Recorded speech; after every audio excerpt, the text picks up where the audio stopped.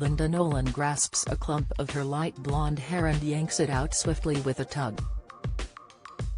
She shows me the feathery strands, as fine as a baby's, then rolls them in her palms, staring with both sadness and fascination. I'm losing my hair for the fourth time. It's weird, she says, bluntly. People say, oh, you have lovely wigs now, but I go, I'm still traumatized though, and I don't want to be bald again. She laughs. It's her default to laugh, yet it's firmly, but I'll take anything, I'll try anything, to stay alive. 6 weeks ago Linda, 64, received a terrifying diagnosis. Cancerous tumors had been found in her brain, 2 sizable masses on the MRI image, surrounded by smaller ones, she describes quietly in her first full interview since the news.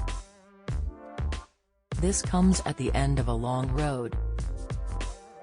It is close to 20 years since the singer, the so-called naughty Nolan, the 6th of 8 Nolan siblings, was diagnosed with cancer for the first time.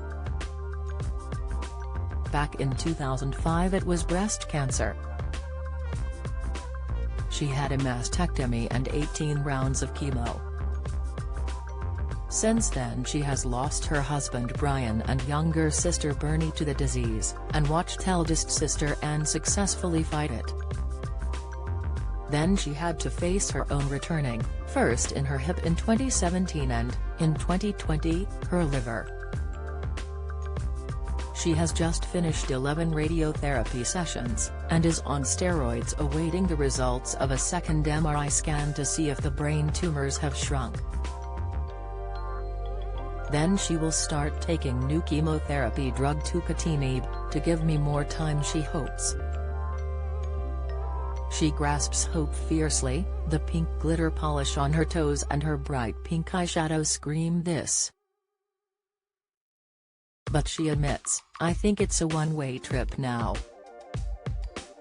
Linda does not want to know how long she has left, but for the first time she is confronting death. I am positive, but I have my moments when I slide down the wall in a heap, she says. What happens? Is it dark? Are you on your own? I'm frightened of the unknown and being on my own. I have always been with people. She reveals, I'm frightened to cry in case I don't stop sometimes. Yet she is beginning to make plans. Brian organized his funeral and it was amazing, she says. Video loading, video unavailable, click to play, tap to play, the video will autoplay soon, 8 cancel play now, Bernie arranged hers.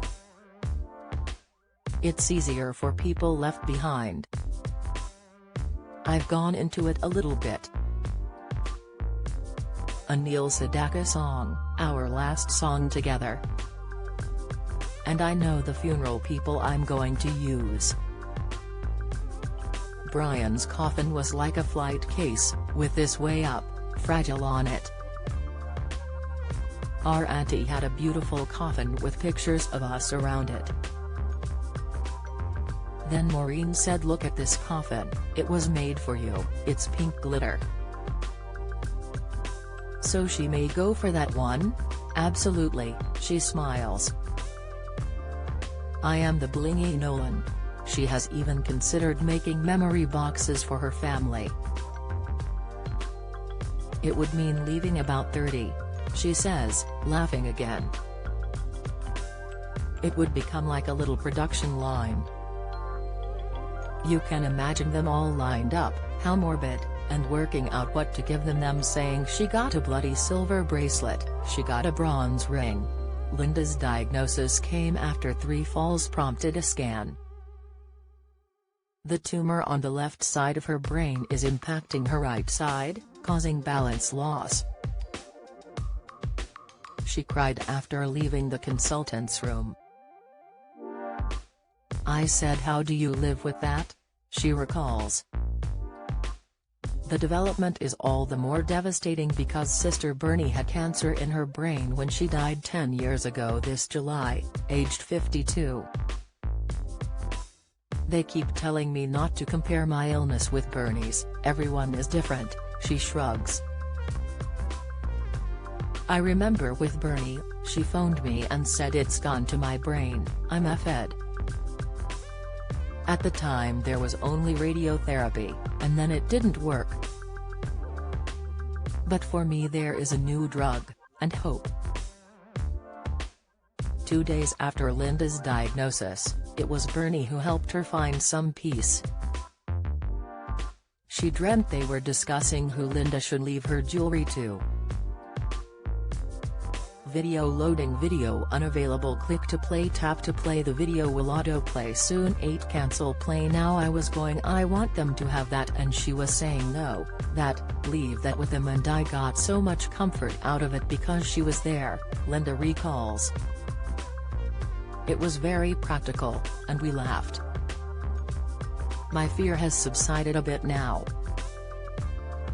Whatever happens, someone's going to be there. Her other sisters and brothers are her cavalry, she says. Linda now walks with a stick, a silvery one, and a walking frame. She often needs a wheelchair outside.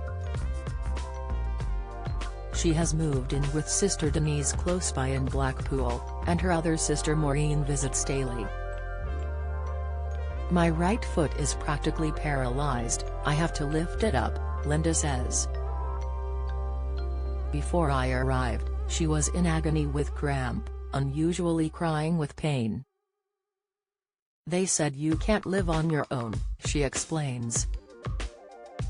I wonder if I will ever go back. She is having a stairlift installed at home just in case, but will have one at Denise's, too. Denise cooks, does my washing, makes the bed, she says. I can shower on my own, that's a massive thing, we have a seat in the shower. The thought of someone taking me to the toilet, she grimaces. She's talked to her sisters about them becoming her carers. They've all said they would do it, she says. But she'd prefer not. I'd rather they just brought chocolate and gin. I was very loath to get in the wheelchair, she adds. I don't want to be pressure for other people.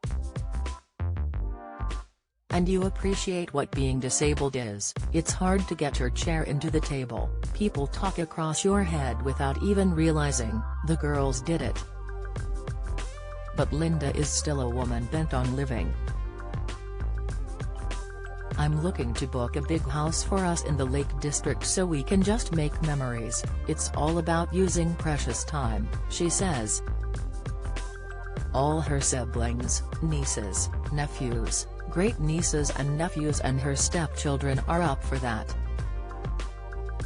Well, mostly, she laughs. Colleen said, can I just ask what the occasion is?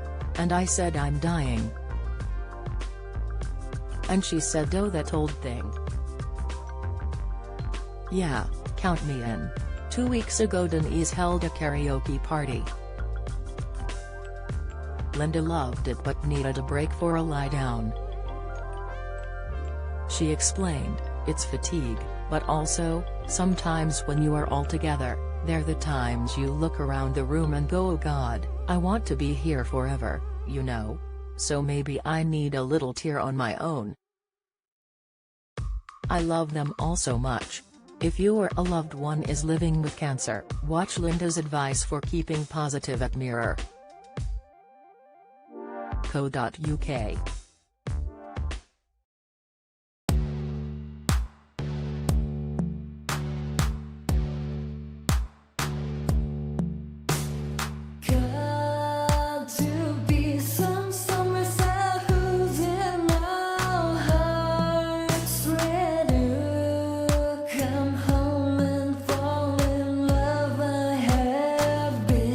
Trying to find a way over